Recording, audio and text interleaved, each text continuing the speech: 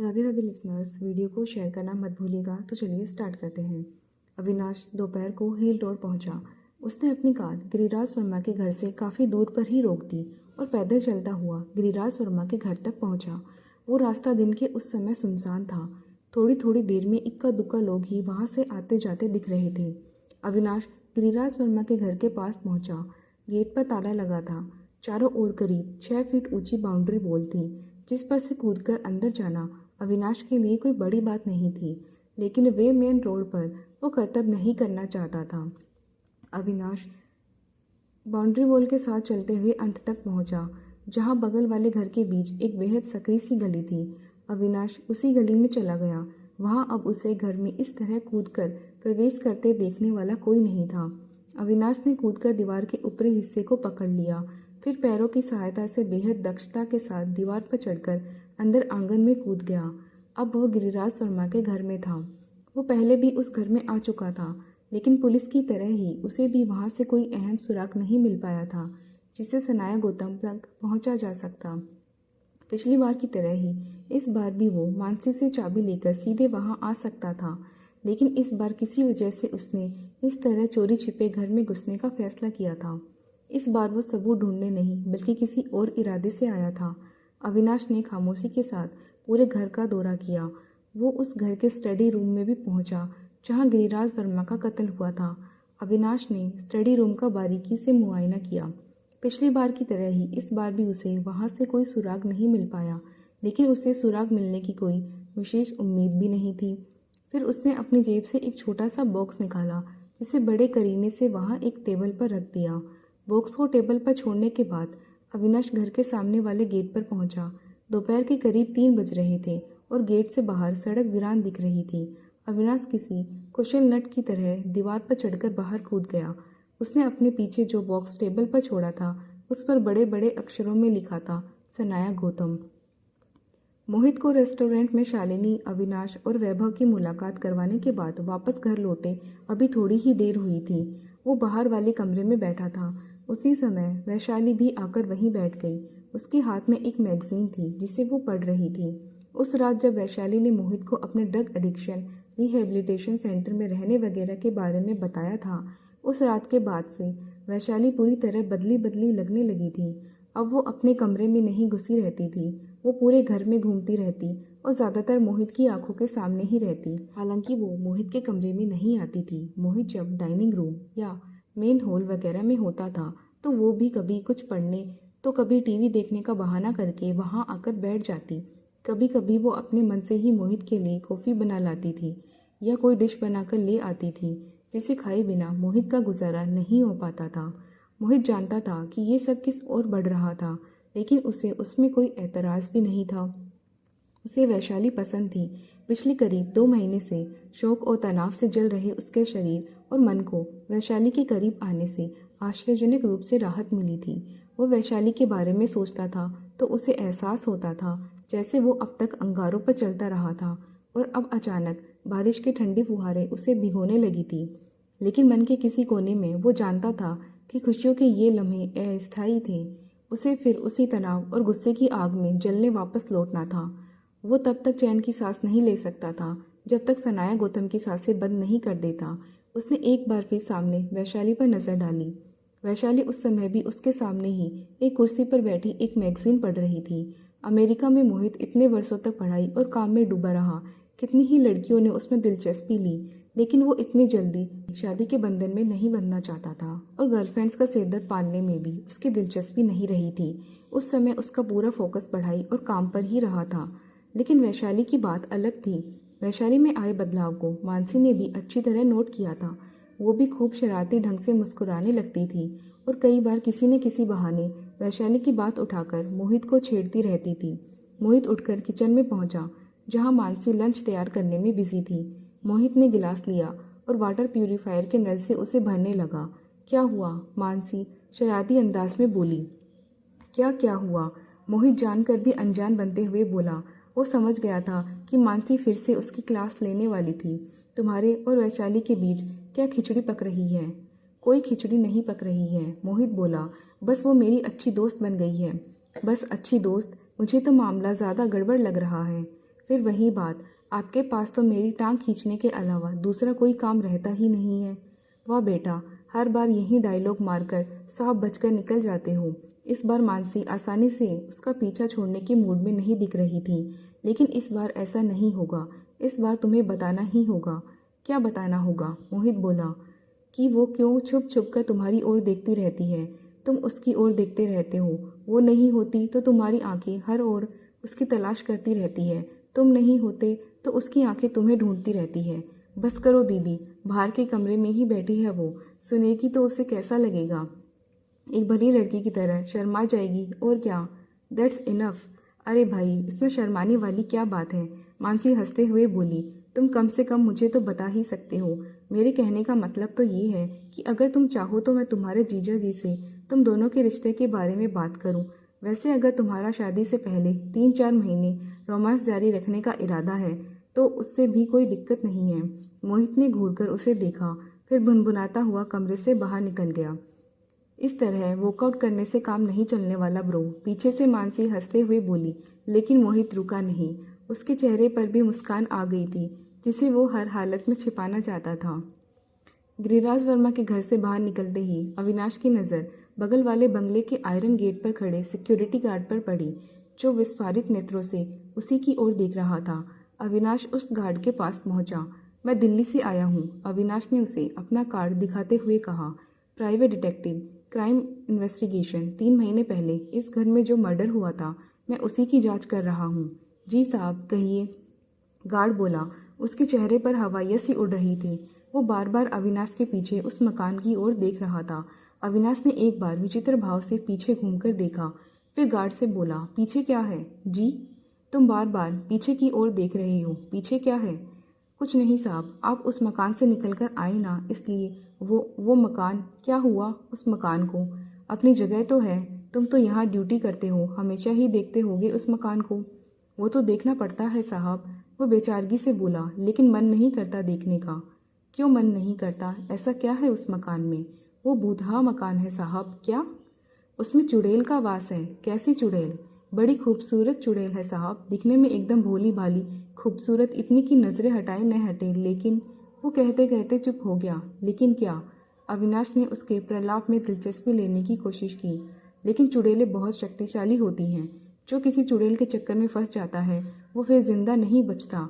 बेचारे वकील साहब भी उस चुड़ैल का काला साया पड़ गया था। बेचारे असमय ही इस दुनिया से चले गए। अविनाश कुछ क्षण तक उसे घूरता रहा, फिर उसे अपने दिमाग में झटका दिया। एनीवे, वो गार्ड से बोला, तुम यहाँ कितने समय से काम करते हो? करीब 2 साल से। पिछले 3 महीनों में, अविनाश बोला। तुमने पुलिस के अलावा किसी और को इस घर के अंदर जाते देखा है क्या? दिन में या रात में, किसी भी समय? मैं तो दिन की ड्यूटी वाला हूँ साहब, रात की ड्यूटी वाला गार्ड आपको रात के बारे में बता पाएगा। वैसे मैं भी पहले नाइट ड्यूटी करता था, लेकिन उस चुड़ैल के डर के कारण मैंने अपनी शिफ्ट बदलवा ली। दिन की ड्यूटी में पैसा कम मिलता है, लेकिन जान है तो जहान है। कौन यहाँ रात भर खड़े रहकर उस भूतहा घर को देखेगा? और कहीं चुड़ैल आ गई तो तुझे कच्चा चबा जाएगी। अविनाश होठों में बुदबुदाया। जी साहब, कुछ नहीं। मैं पूछ रहा था कि ये तुमने कुछ तो देखा होगा भाई, अपनी पुरानी नाइट ड्यूटी के समय, अभी की दिन की ड्यूटी के समय कौन कौन लोग आते थे यहाँ? इतने बड़े आदमी का मर्डर हो गया, ऐसा तो नहीं कि कोई आता नहीं होगा। लोग तो बहुत आते थे उस घटना के बाद करीब 1 महीने तक।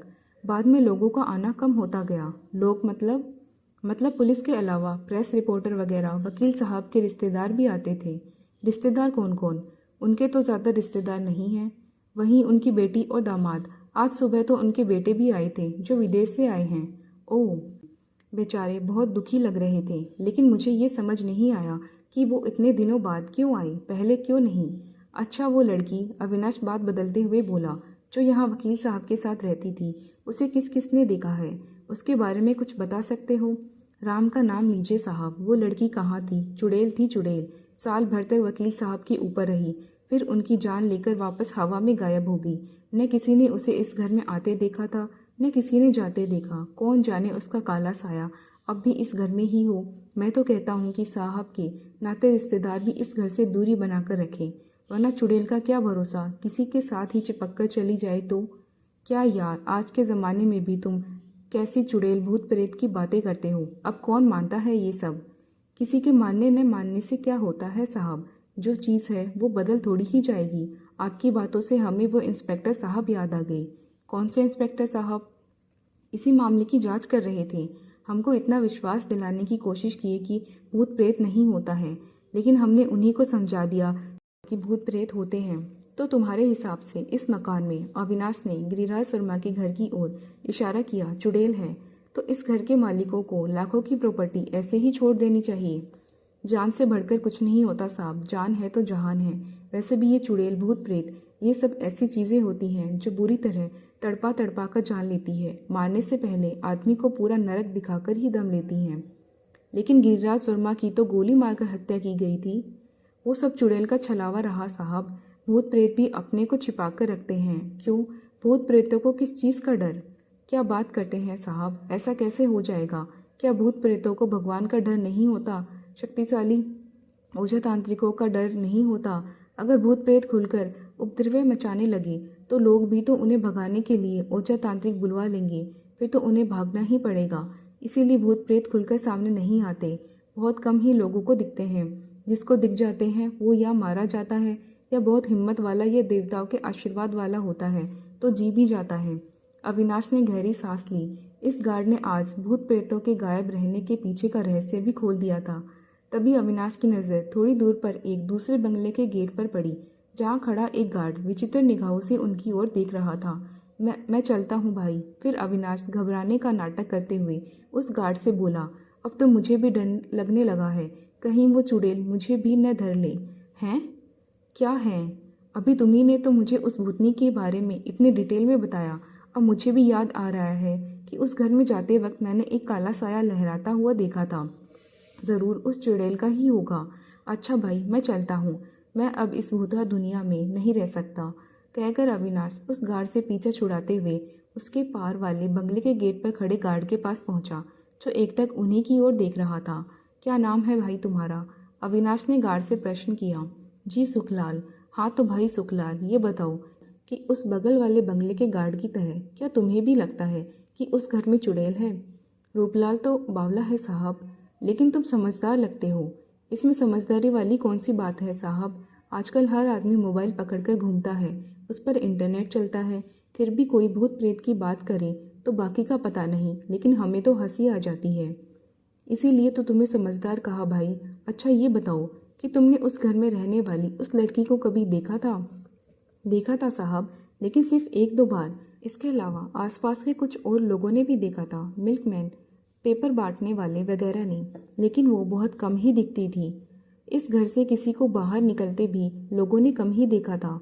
इस घर के गेट ज़्यादातर बंद ही रहते थे। मिलने जुलने वाले भी बेहद कम ही आते। अविनाश ने सिर हिलाया, फिर बोला, वो लड़की जो यहाँ रहती थी किसी से बात वगैरह नहीं करती थी, लोगों से मिलती जुलती नहीं थी। उसे तो किसी ने घर से बाहर निकलते भी नहीं देखा था साहब। कभी कभार हम लोग उसके बारे में बात करते तो हम लोगों को खुद हैरानी होती, आखिर ऐसे घर में घुसकर कौन रहता है। फिर बाद में अखबारों में छपा कि वो बोलते बोलते चुप हो गया। क्या छपा अखबारों में? अविनाश बोला, यही कि वो बहुत बुरी लड़की थी, उसी ने वकील साहब का मर्डर किया, उसी ने उनको फंसाया था। अविनाश ने सहमति में सिर हिलाया। फिर वो बोला, उस घर में या उससे जुड़ी कभी कोई अजीब बात नोट की उस लड़की के अलावा? अजीब बात तो यही थी साहब कि उस घर में लोग तो रहते थे, मतलब वकील साहब, लेकिन लोगों के रहने का एहसास नहीं होता था। ज़्यादातर तो वो घर बंद ही रहता था। हम लोगों को यही नहीं समझ में आता कि उस घर में कोई रहता भी है या नहीं। किराना वगैरह ज़रूरत का सामान लेने तो निकलते होंगे? नहीं साहब। अरे आजकल तो बड़ी किराना दुकानों वाले भी होम डिलीवरी देने लगे हैं। मैंने एक दो बार देखा था, एक किराना दुकान वाले लड़के लोग उनके घर सामान छोड़कर जा रहे थे। बहुत सारा सामान था, ऐसा लगता था कि पूरे महीने का सामान एक साथ मंगवा लेते थे। देखो, अविनाश अपना कार्ड उसकी ओर बढ़ाते हुए बोला, मैं चाहता हूँ कि तुम मेरा एक काम करो। कैसा काम? तुम यहाँ आसपास काम करने वाले लोगों से बात करो, सर्वेंट्स, मिल्कमैन से लेकर होकर वगैरह सबसे, और सनाया गौतम के बारे में अधिक से अधिक पता लगाने की कोशिश करो।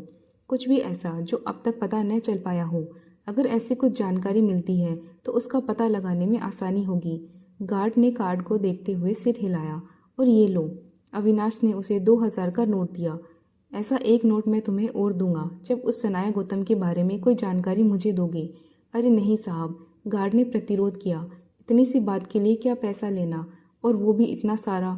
रख लो भाई, बच्चों के लिए मिठाई समझकर रख लो। शुक्रिया साहब। अविनाश के जोर देने पर गार्ड ने नोट ले लिया। शुक्रिया की कोई ज़रूरत नहीं।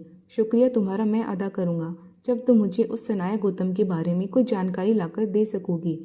इसमें मेरा फ़ोन नंबर है, जैसे ही कुछ भी पता चले तुरंत बताना। बिल्कुल साहब। गार्ड से बात करने के बाद अविनाश अपनी कार की ओर बढ़ गया। मोहित घर में बैठा अखबारों की उन कटिंग्स को देख रहा था जो उसे शालिनी ने मुहैया कराई थी। उसी समय मानसी भी उसके पास आकर बैठ गई और उन कटिंग्स को देखने लगी। मैं उस मकान में गया था। मानसी को कटिंग्स का विश्लेषण करते देखकर मोहित ने दूसरी बात उठाते हुए फाइल को बंद कर दिया। कौन से मकान में? हिल रोड वाले, जिसमें पापा रह रहे थे। किस लिए? बस ऐसे ही देखने के लिए कि आखिर उस मकान में ऐसा क्या है जो पापा ने उसे खरीद लिया। उस मकान के जिक्र पर मानसी थोड़ी बेचैन लगने लगी। वैसे सच कहूँ तो, मोहित उलझनपूर्ण स्वर में बोला, ये नए मकान का किस्सा मेरे गले से नीचे नहीं उतर रहा। क्या मतलब? मानसी बोली, आखिर पापा ने दूसरा मकान क्यों लिया, वो भी यहीं पर, जबकि हमारे पुराने घर में ही कोई कमी नहीं थी। इतने सालों तक हम सब खुशी खुशी वहाँ रहे, कभी किसी तरह की कमी महसूस नहीं की। पापा ने जो मकान लिया था उसके बारे में मैंने काफ़ी अजीब बातें सुनी हैं। मानसी धीमे स्वर में बोली, कैसी अजीब बातें? समझ नहीं आ रहा कैसे कहूँ, मुझे तो ये सब काफ़ी अजीब लगता है। मानसी के स्वर में हिचकिचाहट थी। क्या अजीब लगता है? आप बताओगी नहीं तो मुझे पता कैसे चलेगा? वहाँ के लोग उस घर को भूतहा मानते हैं क्या? हाँ, दरअसल वो मकान कई सालों से बंद पड़ा था। लोगों का कहना है कि उस घर में कई साल पहले कोई आदमी रहता था जिसने आत्महत्या कर ली थी। उसके बाद से उस घर में कोई रहने नहीं आया। सस्ती कीमत पर भी न तो कोई उसे खरीदता था, न ही किराए पर लेता था। लंबे समय तक खाली पड़े रहने से उसके भूता होने की अफवाह और भी जोर पकड़ने लगी। यहाँ तक कि करीब साल भर पहले जब पापा ने उसे खरीदा और उसमें रहने आए तो उस कॉलोनी के लोगों को इस बात पर बहुत हैरानी हुई कि कोई उस घर को भी ले सकता है। अरे हाँ, तुम तो जानते ही हो कि ऐसी जगहों के साथ कई तरह के किस्से जुड़ जाते हैं। वहाँ भी उस घर को लेकर तरह तरह की चर्चाएं फैली हुई हैं। कम से कम वहाँ के लोगों को तो इस बात का कोई यकीन नहीं दिला सकता कि वो मकान भूतहा नहीं है। उस पर किसी भूत प्रेत आसेब का काला साया नहीं है। शायद वहाँ के लोग अंधविश्वासी हैं और ऐसी चीज़ों पर लोग तब और भी ज़्यादा यकीन करने लगते हैं जब उनके साथ और भी अजीब चीज़ें जुड़ जाती हैं या कोई घटना हो जाती है, जैसे जैसे पापा के साथ जो हुआ। वो लोग क्या मानते हैं, इसे हमें क्या लेना देना। मैं सिर्फ पापा के कातिल को फांसी के फंदे तक पहुंचाना चाहता हूं। मुझे पता है मोहित, मानसी बोली, मैं भी चाहती हूँ, लेकिन मैं उस मकान की बात कर रही हूँ। उसको लेकर वहाँ के लोगों में जो अफवाह या जो कुछ भी है उसके बारे में बात कर रही हूँ। कहीं आप ये तो नहीं कहना चाहती कि आप भी इस बात पर विश्वास करने लगी हो? पता नहीं। मानसी के स्वर में चिंता और अनिश्चय के भाव थे। तुम ही ने तो उस दिन कहा था कि आखिर पापा ने वो मकान लिया ही क्यों? हम इतने सालों तक अपने उसी पुराने घर में रहते रहे। वहाँ से हमारी कितनी यादें जुड़ी थीं। फिर ऐसा क्या हो गया जो पापा को दूसरा मकान खरीदना पड़ गया? वो भी तब जब वो कोई काम भी नहीं कर रहे थे। उन्होंने कोर्ट जाना भी बंद कर दिया था। यही बात मैं भी सोच रहा हूँ, मोहित बोला। आखिर पापा को उस मकान को खरीदने की ज़रूरत क्यों आन पड़ी? मैंने भी उस इलाके के कुछ लोगों से बात की थी। उन सबका यही कहना है कि मानसी बोलते बोलते चुप हो गई। क्या? कि पापा पर किसी चुड़ैल का काला साया था। इनफ विद इट, मोहित हाथ उठाकर बोला। नहीं मोहित, मानसी बोली, भले ही तुम इस बारे में बात न करना चाहो, मैं इस बारे में बात न करना चाहूँ, लेकिन जो लोग बात करते हैं उनका क्या? जो लोग वहाँ इतने सालों से रह रहे हैं, जब वो लोग इस चीज़ को मानते हैं तो हम इसे पूरी तरह नकार भी नहीं सकते। नकार नहीं सकते तो क्या करें? विश्वास कर ले कि ये काम किसी चुड़ैल का है, किसी आत्मा का है। इन बकवास बातों से बाहर आओ दीदी। आप अच्छी तरह जानती हो कि ऐसा कुछ नहीं होता, और अगर होता भी है तो भूत प्रेत कब से रिवॉल्वर चलाने लगे, चुड़ैल कब से सैफ खोलकर गहने पैसे लूट कर ले जाने लगी। मानसी खामोश हो गई, लेकिन उसके चेहरे से साफ था कि उसके दिमाग में विचारों की आंधियां चल रही थी। और भी वजह हैं? फिर वो बोली, किस चीज़ की? अब मोहित का दिमाग सचमुच खराब हो रहा था। वो लड़की, वो शनाया गौतम, या जो भी वो थी, करीब साल भर तक उस मकान में पापा के साथ रहती रही, लेकिन लोगों ने उसे बहुत कम ही देखा। चंद लोगों ने ही कभी कभार उसकी एक झलक ही देखी थी। अगर वो इंसान थी तो ऐसा कैसे संभव है कि वो इस तरह सबसे छिपी रही, और क्यों रही? इसी का तो पता लगाना है, मोहित बोला। और जब वो शनाया गौतम गिरफ्तार हो जाएगी तो ये सब पता चलने में देर नहीं लगेगी। तब तक के लिए आप भगवान के लिए मुझ पर एक एहसान करिए। क्या? ये भूत प्रेत आसेर चुड़ैल की चर्चा करना बंद कर दीजिए। मानसी खामोश हो गई। फिर उसने धीरे से सिर हिला दिया। मोहित ने राहत की एक लंबी सांस ली। मोहित शालिनी से मिलने लेक सिटी ट्रिब्यून के ऑफिस गया, लेकिन वहां उसे पता चला कि शालिनी ऑफिस में नहीं थी। किसी न्यूज़ की रिपोर्टिंग के सिलसिले में पास के गांव गई हुई थी। मोहित घर वापस लौटा। अरविंद बाहर वाले रूम में बैठा टीवी देख रहा था। क्या कर दिया भाई? अरविंद ने मोहित से पूछा। क्या मतलब? मोहित उलझनपूर्ण स्वर में बोला। मानसी बहुत गुस्से में है, घर के पीछे वाले हिस्से में है। मुझे कहा है कि तुम आओ तो तुम्हें उसके पास भेज दूं। कुछ बात करना चाहती है तुमसे। बात क्या करना चाहती है? लगता है अच्छी तरह क्लास लेने वाली है तुम्हारी। अच्छा, मोहित को हैरानी हुई। वो घर के पिछले हिस्से का गेट खोलकर बाहर निकला। वहां से थोड़ी ही दूरी पर एक छोटा सा तालाब था। मानसी उसी तालाब के किनारे लगी एक बेंच पर बैठी तालाब की ओर देख रही थी। मोहित उसके पास पहुंचा और बेंच पर बैठ गया। क्या हुआ? वो मानसी से बोला। मानसी ने उसकी ओर देखा। उसका चेहरा गुस्से से तमतमाया हुआ था। क्या हुआ? मोहित ने चौंक कर अपना प्रश्न दोहराया। ये तुम्हारे पास कहाँ से आई? मानसी ने हाथ आगे करके गुस्से में कहा। उसके हाथ में वही रिवॉल्वर थी जिसे मोहित दिल्ली से लेकर आया था। मोहित ने चौंक कर इधर उधर देखा। वहाँ आसपास कोई और नहीं दिख रहा था। ये तुम्हें कहाँ से मिली? उसने हाथ बढ़ाकर रिवॉल्वर मानसी से लेने की कोशिश की, लेकिन उसने मोहित का हाथ झटक दिया। पहले मेरे सवाल का जवाब दो, वो बोली। दिल्ली में खरीदी। तुम इसी काम के लिए दिल्ली गए थे? मानसी के स्वर में नाराजगी थी। नहीं, मिलने उस प्राइवेट डिटेक्टिव से गया था जिसके बारे में तुमने बताया था, लेकिन इसे भी खरीदना ही था। क्यों? क्यों खरीदना ही था इसे? ऐसी क्या जरूरत आन पड़ी थी तुम्हें? मोहित ने कोई जवाब नहीं दिया। मोहित, मानसी कड़े स्वर में बोली, गैर कानूनी हथियार रखना अपराध है, तुम जानते हो। जानता हूँ, फिर? लेकिन मुझे इसकी ज़रूरत थी। ज़रूरत होने का मतलब ये नहीं कि तुम गैर कानूनी काम करने शुरू कर दो। वैसे क्या ज़रूरत थी तुम्हें इसकी? मोहित ने फिर कोई जवाब नहीं दिया। इस तरह चुप रहने से काम नहीं चलेगा।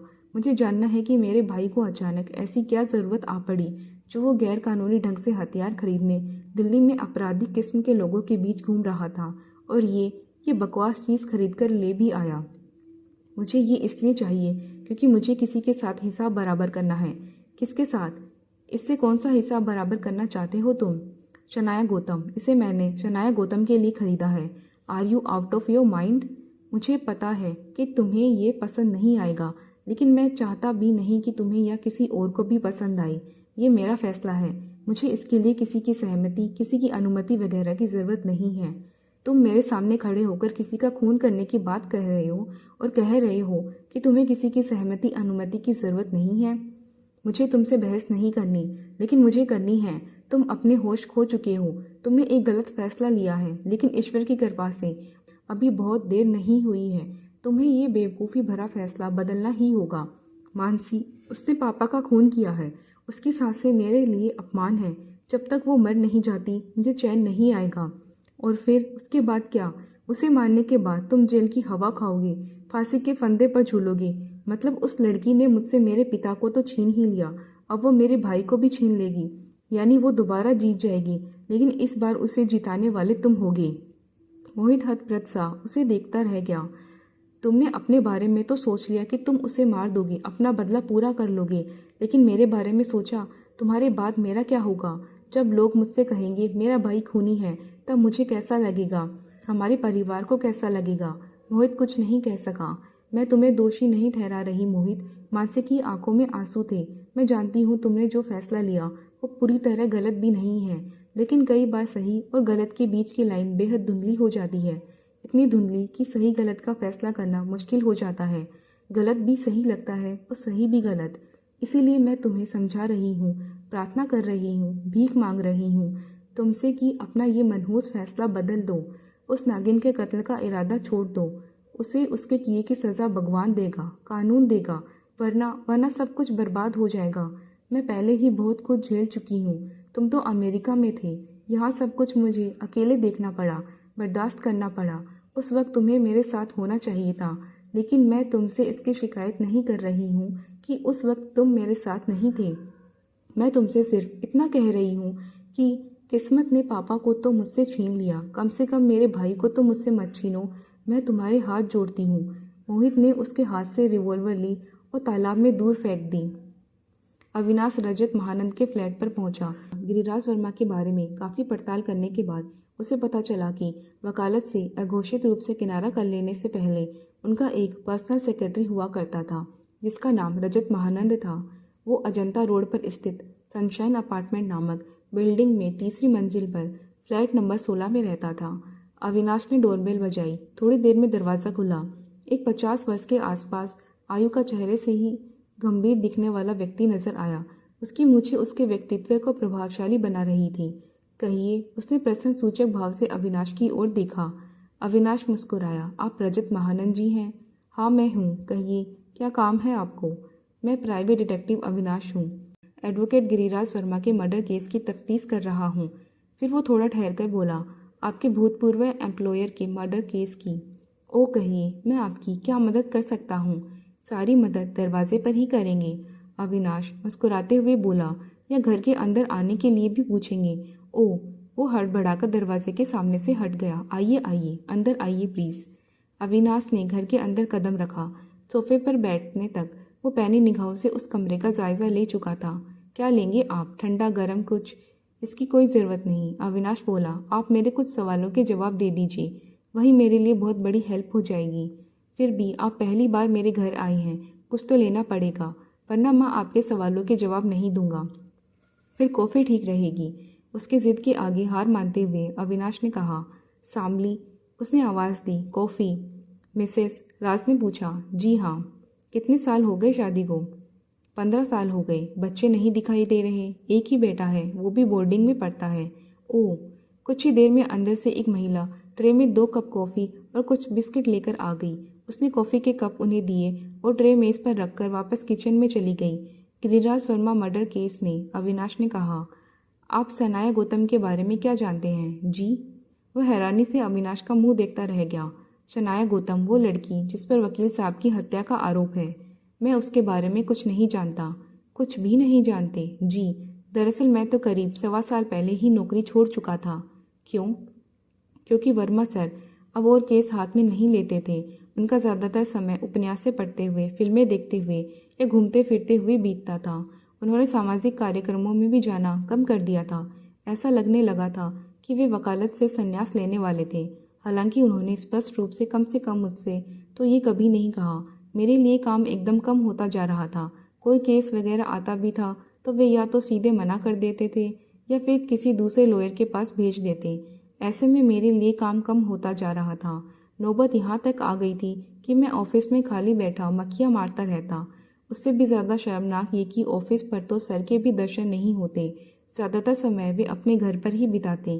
कभी कभी ऑफिस की बोरियत से तंग आकर मैं भी उनके घर ही चला जाता। 2-4 महीने ऐसे ही चलता रहा। फिर मुझे ही वेतन लेते हुए शर्म महसूस होने लगी तो मैंने जॉब छोड़ दी। ऐसा क्यों करने लगे थे वो? निश्चित रूप से तो कुछ नहीं कह सकता। मैंने शुरू में उनसे इस सिलसिले में बात की थी तो उन्होंने कहा था कि जीवन भर तो कमाई की है, अब किसके लिए कमाऊं? बच्चे खुद अपने पैरों पर खड़े हो गए हैं, इतना पैसा प्रॉपर्टी भी इकट्ठा कर ली है। मन करता है कि ये सब भी किसी को दान में दे दूं और हरिद्वार निकल जाऊं। नहीं, ये नहीं कहते थे। मैंने एक आम बात कही। करोड़ों रुपए की प्रॉपर्टी दान करने की इच्छा रखने वाले शख्स के दिमाग में तो इसी तरह के विचार आ सकते हैं। हो सकता है उनके दिमाग में हो, मुझसे तो उन्होंने ऐसा कुछ नहीं कहा। आपने इतने वर्षों तक उनके यहाँ काम किया, 15 साल तक, वो गर्वपूर्ण स्वर में बोला, और मुझे गर्व है कि मुझे इतने अच्छे आदमी के यहाँ उनके साथ काम करने का मौका मिला। फिर एकदम से ऐसे काम छोड़ दिया। वजह मैंने आपको अभी तो बताई। ये वजह तो काफ़ी नहीं लगती, तो दूसरी वजह कहाँ से लाऊं? ओके, अविनाश ने सिर हिलाया। अच्छा ये बताइए कि जॉब छोड़ने के बाद भी तो आपका वकील साहब के घर आना जाना होता होगा? नहीं होता था। ऐसा क्यों? आखिर वो आपके इतने पुराने एम्प्लॉय थे। 1-2 साल किसी के यहाँ काम करने से घरेलू संबंध जैसे बन जाते हैं। आपने तो उनके यहाँ 15 साल तक काम किया, फिर एकदम से ऐसा क्या हुआ कि उनकी खबर लेना तक ज़रूरी नहीं समझा? वो चाहते नहीं थे कि कोई उनकी खबर ले। अरे, वे घर पर भी एकदम अलग थलग रहने लगे थे। कई बार घंटों तक कमरे में बंद हो जाते। उनकी इस तरह की हरकतों से तो मुझे भी डर लगने लगा था। शायद काम छोड़ने की ये भी एक वजह थी। उनके एकांतवास में खलल पड़ता तो वे नाराज़ हो जाते, चिल्लाने लगते, डांट भी दिया करते, जो कि वे पहले कभी नहीं करते थे। तो आपने उनके इस बदलाव की खबर उनके परिजनों, बेटी, दामाद या बेटे को नहीं दी? जी, वो दरअसल उसके पीछे भी एक वजह थी। जान सकता हूँ क्या वजह थी? मुझे ऐसा लगता था कि वे जानबूझकर वो सब कर रहे थे। मतलब मतलब मुझे लगता था कि वे ऐसा करने के पीछे उनका कोई उद्देश्य था। ऐसा नहीं था कि उन पर उम्र का असर होने लगा था या उनकी मानसिक स्थिति कुछ खराब थी, इसीलिए खतरे वाली कोई बात मुझे नहीं लगी थी। मुझे सचमुच लगने लगा था कि वो कुछ समय के लिए एकांतवास चाहते हैं, और जॉब छोड़ने के बाद उनसे मिलने जुलने न जाने के पीछे तो कारण यही था कि वे कई बड़े बड़े लोगों को दरवाजे से चलता कर दिया करते थे।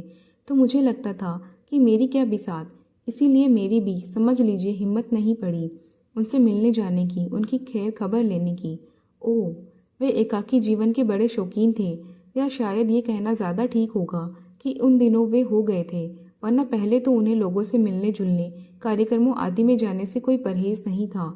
एकदम से उन्हें एकांत इतना रास आने लगा था कि उन्होंने अपना सामाजिक जीवन तो छोड़ा ही, अपने काम तक से किनारा कर लिया, नए केस लेना भी एकदम से बंद कर दिया। और इसकी वजह क्या थी? मैं कैसे बता सकता हूँ? उनके दिल में क्या था वो जाने।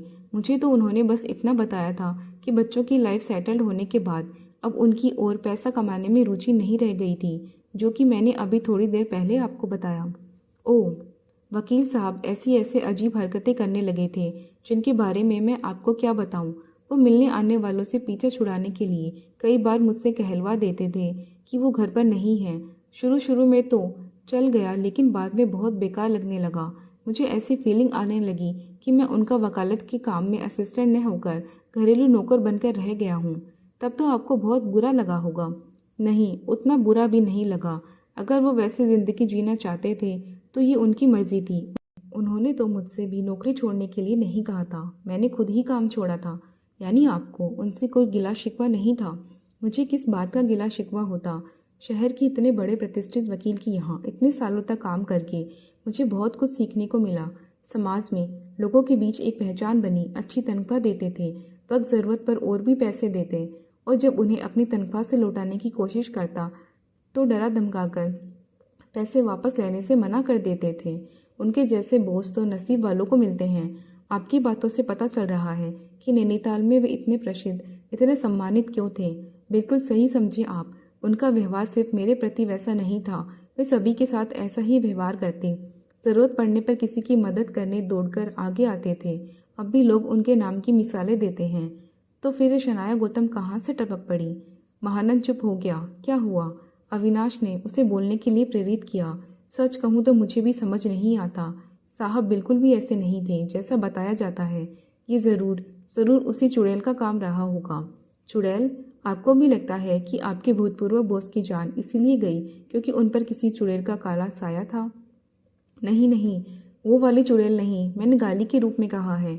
ओह, मैं तो डर गया था कि इतने संभ्रांत पढ़े लिखे होने के बावजूद आप भी चुड़ैलों, भूत प्रेतों में विश्वास करते हैं। वैसे सचमुच वो शनाया गौतम किसी चुड़ैल से कम नहीं रही होगी, जो उसने वकील साहब को ऐसी पट्टी बढ़ा दी थी कि उन्होंने उसके साथ रहने के लिए खुद को पूरे समाज से अलग कर लिया, यहाँ तक कि अपने परिवार को भी। लेकिन सबसे हैरानी की बात तो यही है महानंद साहब, अविनाश अपनी बात पर जोर देते हुए बोला, कि इस बात को कोई नोटिस नहीं कर पाया। नोटिस तो दूर की बात, उनके किसी करीबी को सनाया गौतम के बारे में पता तक नहीं चल पाया। किसी ने उसे देखा तक नहीं। इसीलिए तो लोग मानते हैं कि वो चुड़ैल है। पीछे से आवाज़ सुनाई दी। अविनाश ने पलटकर देखा। अंदर वाले कमरे के दरवाजे पर महानंद की पत्नी शामली खड़ी थी। शामली? महानंद ने उसे मना करना चाहा, लेकिन अविनाश ने बीच में ही टोक दिया। 1 मिनट। फिर वो शामली से मुखातिब हुआ। तो भाभी जी, आपको भी लगता है कि ये किसी चुड़ैल का काम है? और नहीं तो क्या, वो बोली। वो लड़की भाई साहब के साथ इतने समय से थी, उसे किसी ने देखा तक नहीं। उनके साथ इतना बुरा कर गई तो लोग उसे चुड़ैल नहीं तो और क्या कहेंगे। वकील साहब की गोली मारकर हत्या की गई थी। चुड़ैले भूत प्रेत ऐसा नहीं करते और न ही जायदाद अपने नाम करवा लेते हैं। या फिर आप भी इनकी तरह उसके लिए गाली के रूप में चुड़ैल शब्द का प्रयोग कर रही थी? गाली नहीं दे रही, वो थी चुड़ैल। ऐसा भूत प्रेतों की घटनाओं में ही होता है। कोई कहीं कब्रिस्तान वगैरह के पास से गुजर रहा हो, फिर उसे कोई बुरी आत्मा घेर लेती है, फिर तभी छोड़ती है जब उसकी जान ले लेती है। लेकिन किसी को पता नहीं चलता कि उस पर किसी बुरी आत्मा का साया है। भाई साहब के साथ भी ऐसा ही हुआ। इतने समय तक वो सनाया गौतम उनके साथ रही, लेकिन उसे किसी ने नहीं देखा। उससे पहले कोई उसके बारे में कुछ जानता भी नहीं था। फिर भाई साहब की मृत्यु के साथ ही वो हवा की तरह गायब भी हो गई, क्योंकि उसका काम हो चुका था। वो उनकी जान लेने आई थी और जान लेकर चली गई। भाभी जी, बुरी आत्माएं रिवॉल्वर से गोली मारकर किसी की हत्या नहीं करती, लेकिन करवा सकती हैं। बुरी आत्मा किसी को काबू कर ले तो फिर उससे 10वीं मंजिल से छलांग लगवा सकती हैं, खुद पर गोली चलवा सकती हैं। ट्रेन के आगे चुप करो शामली। महानंद ने पत्नी को डांट लगाई। फिर वो विनयपूर्ण स्वर में अविनाश से बोला, आप भी किसके चक्कर में पड़ रहे हैं? मेरी पत्नी गांव की रहने वाली है, इसीलिए थोड़ा ज़्यादा ही सुपरस्टिशियस है। आपको यकीन नहीं होगा, उस घटना के बाद से ये कितनी बार हमारे घर का भी शुद्धिकरण करवा चुकी है। ये जो दीवार पर देवी देवताओं की तस्वीरें आप देख रहे हैं ना, पहले इतनी नहीं थी। सर के साथ हुई घटना के बाद ही इन्होंने घर की सुरक्षा व्यवस्था बढ़ाई है। मैंने क्या गलत कहा? शामली नाराज स्वर में बोली। सभी लोग तो यही कह रहे हैं। नहीं देवी जी, महानंद ने हाथ जोड़े। आप बिल्कुल सही कह रही हैं, लेकिन गलत आदमी से कह रही हैं। ये डिटेक्टिव साहब सर के कातिल को ढूंढने के लिए आए हैं, भूत प्रेत आत्मा को बोतल में बंद करने के लिए नहीं। इनकी जगह कोई तांत्रिक आया होता और आप उससे ये सब कहती तो ठीक भी होता। मैं ठहरा गरीब हस्बैंड, मुझे तो ये सब दिन रात ही सुनना पड़ता है। लेकिन आपकी ये ऊंचे दर्जे की जानकारी डिटेक्टिव साहब के किसी काम की नहीं है, तो आप इन्हें बख्श ही दें तो अच्छा होगा। शामली तुनक कर वापस किचन में चली गई। बड़ी दिलचस्प है भाभी जी। बरबस ही अविनाश के चेहरे पर मुस्कान आ गई। आपको दिलचस्प लग रही है? यहाँ ऐसा लगता है जैसे किसी ने कांटों के सिंहासन पर बैठा दिया हो। अविनाश हंसा। कम से कम कॉफ़ी के लिए उन्हें मेरी ओर से थैंक्स कह दीजिएगा। कॉफ़ी बहुत शानदार थी। अगर भूत प्रेतों की रहस्यमय दुनिया के बारे में और जानना चाहें तो मैं उन्हें ही बुला देता हूँ। सीधे उन्हें ही थैंक्स कह लीजिएगा। अभी रहने दीजिए। भूत प्रेतों की रहस्यमय दुनिया के बारे में जानकारी कभी और सही। अविनाश मुस्कुराते हुए अपनी जगह से उठ खड़ा हुआ। उसने अपना कार्ड महानंद को देते हुए कहा, अच्छा महानंद जी, आपसे और भाभी जी से मिलकर बहुत खुशी हुई। अगर आपको इस केस से जुड़ी कोई भी महत्वपूर्ण जानकारी मिले या याद आए, शनाया गौतम के बारे में कुछ भी बात पता चले, चाहे वो कितनी भी छोटी से छोटी या गैर महत्वपूर्ण लगने वाली क्यों न हो, कृपया मुझे ज़रूर बताइएगा। इसमें मेरा मोबाइल नंबर है। महानंद ने कार्ड ले लिया। एक चीज़ और, चलते चलते अविनाश ने पूछा, मुझे लगता है कि शनाया गौतम को वकील साहब ने प्राइवेट सेक्रेटरी के रूप में रखा था। मुझे तो इस बारे में कोई जानकारी नहीं है।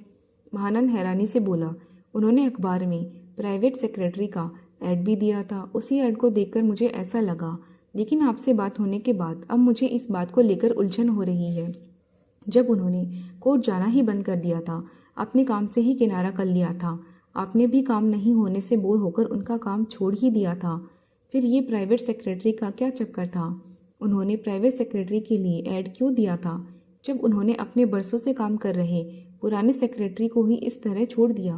महानंद हिचकिचाया, जी उस ऐड के बारे में तो मुझे जानकारी नहीं है।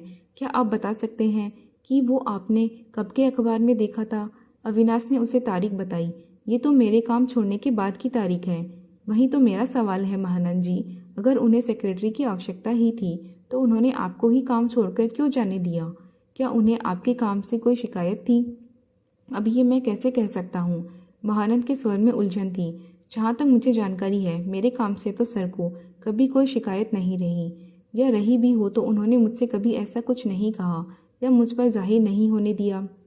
फिर एक वजह हो सकती है, महानंद सोचते हुए बोला। बताइए। मैंने आपको बताया ही है कि मैंने काम अपनी मर्जी से छोड़ा था, क्योंकि काम था ही नहीं। सर तो पूरे एकाकी जीवन जीने के अभिलाषी हो रहे थे। नए केस लेना तो उन्होंने कई महीनों से बंद कर दिया था। आप बता चुके हैं। सर ने खुद मुझसे काम छोड़ने के लिए कभी नहीं कहा था, नहीं कोई ऐसा इशारा किया था कि उन्हें सेक्रेटरी की ज़रूरत अब नहीं थी। हो सकता है उन्हें सेक्रेटरी की ज़रूरत तब भी हो, लेकिन जब मैंने ही उनसे काम छोड़ने के लिए कहा तो हो सकता है कि उन्होंने ये सोचकर मुझे मना न किया हो कि मैं अब उनके यहाँ काम नहीं करना चाहता था। या ऐसा ही कुछ और सोचकर उन्होंने मुझे तो काम छोड़ने से मना नहीं किया हो, लेकिन उन्हें सेक्रेटरी की ज़रूरत हो और मेरे काम छोड़कर जाने के बाद उन्होंने सेक्रेटरी के लिए ऐड दिया हो, लेकिन उन्होंने दूसरा सेक्रेटरी रखा था, ये बात भी स्पष्ट रूप से सामने नहीं आई है। ऐड दिया था तो सेक्रेटरी मिलने में उन्हें दिक्कत नहीं हुई होगी। बेरोजगारी का ज़माना चल रहा है, छोटी से छोटी जॉब के लिए बड़ी संख्या में लोग पहुंच जाते हैं जॉब मिलने के आस में। उसी से मुझे लग रहा है कि उन्होंने सनाया गौतम को ही सेक्रेटरी रखा होगा। हो सकता है अगर किसी और को रखा होता तो उसका कहीं तो नाम आता, कुछ तो जिक्र होता, कुछ तो पता चलता। वकील साहब के आखिरी दिनों में उनसे जुड़े एक और केवल एक ही शख्स का नाम सामने आता है और वो है सनाया गौतम, जिससे मेरी इस थ्योरी को बल मिलता है कि उन्होंने सनाया गौतम को ही सेक्रेटरी के रूप में हायर किया होगा। अब आपकी बात सुनकर मुझे भी ऐसा ही लग रहा है, लेकिन शायद वकील साहब को ही सनाया गौतम की हकीकत का अंदाज़ा नहीं होगा। शायद वकील साहब की करोड़ों की प्रॉपर्टी देखकर उसका ईमान डोल गया होगा और उसने उनके अकेलेपन का फ़ायदा उठाने का इरादा कर लिया होगा। फिर उसने उन पर अपने रंग रूप का जादू चलाकर उसने उनसे सारी जायदाद अपने नाम करवा ली और बाद में उन्हें भी रास्ते से हटा दिया। आपकी बात में दम है। खैर, अविनाश ने गहरी सांस ली। जब तक ये सब कुछ साबित नहीं हो जाता तब तक तो ये सब थ्योरी ही है। चलता हूँ महानंद जी। अपना कीमती समय देने और इतनी अच्छी कॉफ़ी के लिए आपका और भाभी जी का बहुत बहुत शुक्रिया। हो सकता है केस की जांच के सिलसिले में आगे भी आपको कष्ट दूँ। क्या बात कर रहे हैं? केस की जांच क्या? आप कभी भी आइए, स्वागत है आपका। फिर अविनाश ने महानंद से विदा लेकर दिल्ली रवाना हो गया। अब उसका इरादा वहाँ से अपने साथी संजय को ड्यूटी पर लगाने का था। जारी है।